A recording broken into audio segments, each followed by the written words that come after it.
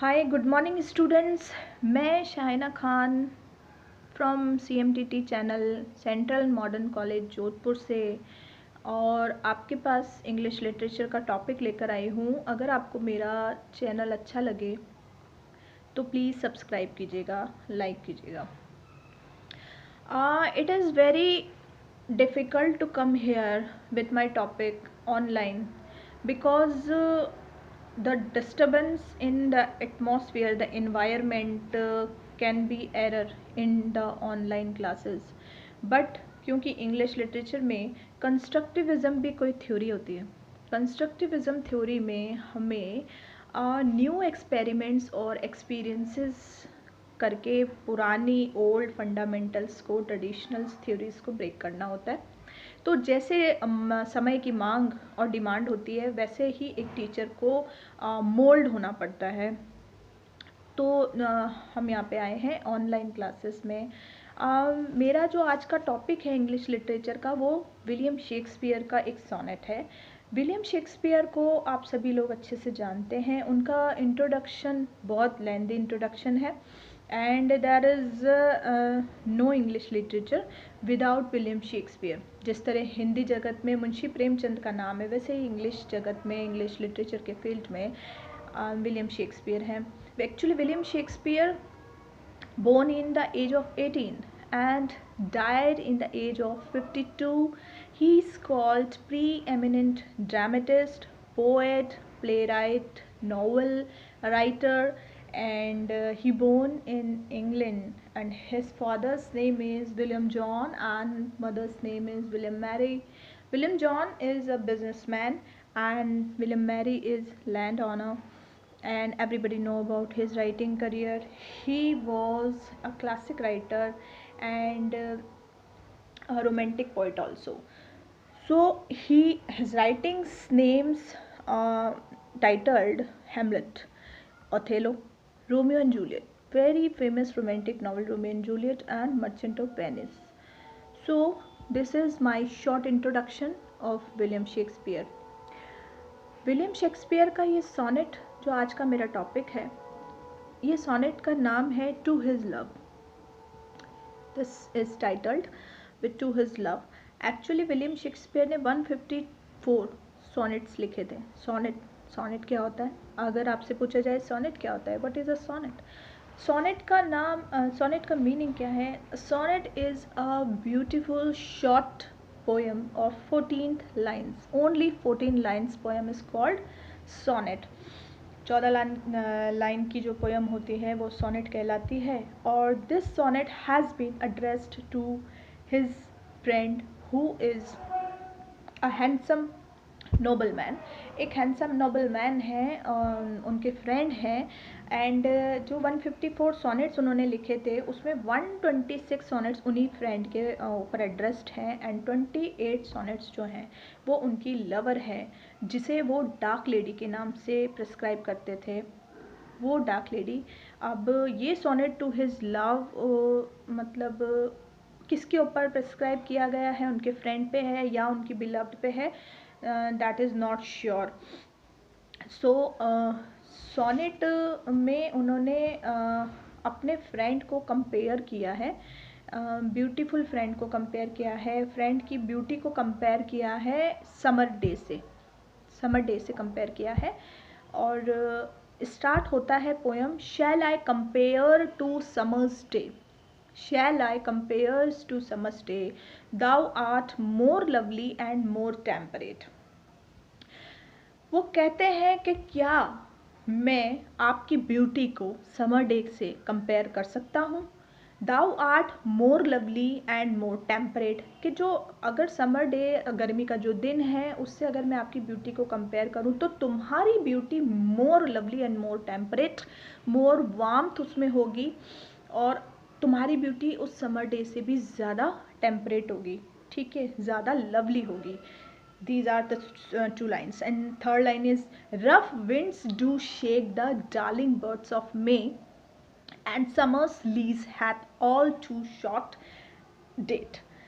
Rough winds, तेज़ हवाएं, do shake, हिला देती हैं, sometimes, मई के महीने में जो फ्लावर्स की जो बर्ड्स होती हैं, जो कलियां होती हैं, जो डार्लिंग बर्ड्स उन्होंने कहा है उसको, उनको वो हिला देती है तेज़ हवाएं चलती हुई। यानी गर्मी के महीने में तेज़ हवाएं चलती हैं जो कि फ्लावर्स की बर्ड्स को शेक करती हैं sometimes. And summer's lease hath all too short date, कि जो समर का दिन होता है, वो जो गर्मी के दिन होते हैं, उसमें कुछ अच्छे दिन होते हैं जो जल्दी समाप्त हो जाते हैं, lease. And sometime too hot, और कभी कभी जो समर डेज में गर्मी इतनी होती है, हॉटनेस इतनी होती है जिसमें कि sometimes too hot the eye of heaven shines. Eye of heaven is called sun. Sun को उन्होंने आई ऑफ हेवन बताया है। आई ऑफ हेवन शाइन्स, इतना तेज शाइनिंग करता है, सो हॉट होता है, बहुत गर्म होता है। And often in his gold complexion dim, लेकिन उसका भी जो गर्मी है वो नाइट में, हॉटनेस जो है उसकी, वो गर्मी जो नाइट में ख़त्म हो जाती है, समाप्त हो जाती है। लेकिन often his gold complexion, his gold complexion is refers here to the beauty of his lover, beauty of his friend। उसका जो गोल्ड कॉम्प्लेक्शन है वो कभी डिम नहीं होने वाला है। यानी जो हॉटनेस है सन की वो भी एक दिन डिम हो जाएगी, लेकिन उनकी ब्यूटी, उसके लवर की ब्यूटी कभी भी डिम नहीं होगी। And every fair from fair sometime declines. The poetry, this poem is comparison, is a comparison between two, between the summer day and his friend's beauty। इतनी इटर्नल पोयम है, इतनी flow करती है, एक स्पॉन्टेनियस पोयम है जिसमें वो बार बार कवि जो है वो अपने फ्रेंड को एक यूनिक प्लेस दे रहा है, नेचर से उसे कंपेयर कर रहा है। यहाँ पर वो फिर बोलता है and every fair from fair sometime declines. हर एक अच्छी चीज़, फेयर, अच्छी, गुड, इनफ जो थिंग है, जो मटेरियल है, जो मेटेरियलिस्टिक वर्ल्ड है हमारे चारों तरफ, उसमें जो अच्छी चीज़ें हैं वो डिक्लाइन होती जाएंगी, डिस्ट्रॉय होती जाएंगी, डिके होती जाएंगी। बट बाय चांस और नेचर्स चेंजिंग कोर्स अनट्रिम, मीन्स कि नेचर का जो मौसम है, जो बदलता हुआ मौसम है, वो उसे डिक्लाइन करता जाता है हर चीज़ को। लेकिन बाट दाई मतलब yours eternal summer shall not fade. तुम्हारे अंदर का जो इटर्नल समर है, अंदर का जो वार्मथ है, जो समर है, जो टेम्परेट है, दैट विल नेवर फेड। वो कभी फेड अप नहीं होगा, कभी डिके नहीं होगा, क्योंकि ब्यूटी नेवर डिकेट्स। ब्यूटी जो होती है वो कभी डिके नहीं होती है, हमेशा रिमेन रहती है। Nor lose possession of that fair thou outset. तुम्हारे जो पोजीशन है, जो तुम्हारी ब्यूटी है, वो तुम्हारी पोजीशन है, तुम्हारी संपत्ति है। And that fair thou outset, वो हमेशा फेयर रहने वाली है, हमेशा रिमेन रहने वाली है। Nor shall death brag the wanders in a shade, मतलब मृत्यु भी उसे अपने अपनी शेड में कभी नहीं लेने वाली। वैन इन इटर्नल लाइन्स, यहाँ पर पोएट अपनी जो 14 लाइन्स की जो पोएम है उसके बारे में बात कर रहा है। When in eternal lines to time thou growest, मतलब जैसे जैसे मेरी ये जो लाइन्स हैं पोएम्स की वो पढ़ी जाएंगी, वहाँ पर तुम्हारी इटर्नल ब्यूटी हमेशा लोगों को याद आएगी, हमेशा उसमें ग्रो करेगी। So long as man can breathe as eyes can see, इस धरती पर जब तक ह्यूमैनिटी रहेगी, जब तक वर्ल्ड रहेगा, मैन रहेंगे, वो जब जब मेरी पोएम पढ़ेंगे, आँखों से अपने चीज़ को देखेंगे, तब तक वो तुम्हारी ब्यूटी को भी देख पाएंगे। And so long lives this and this gives life to thee, मेरी पोएम जो है वो हमेशा आपकी ब्यूटी को लाइफ देती रहेगी। और यहाँ पर हमारी पोएम जो है वो फिनिश होती है। टू हिज लव, शेक्सपियर की पोएम है, टाइटल्ड है, 18th सोनेट है ये पोएम जो है वो उसका 18th नंबर का सोनेट है। और this sonnet has been address to his friend who is handsome and noble man. ठीक है, नाउ इसका दो मीनिंग, हमें हमेशा पोएम के दो मीनिंग मिलते हैं। पहला तो हमारा डीप मीनिंग क्या है और सेकंड है फिलोसॉफिकल मीनिंग।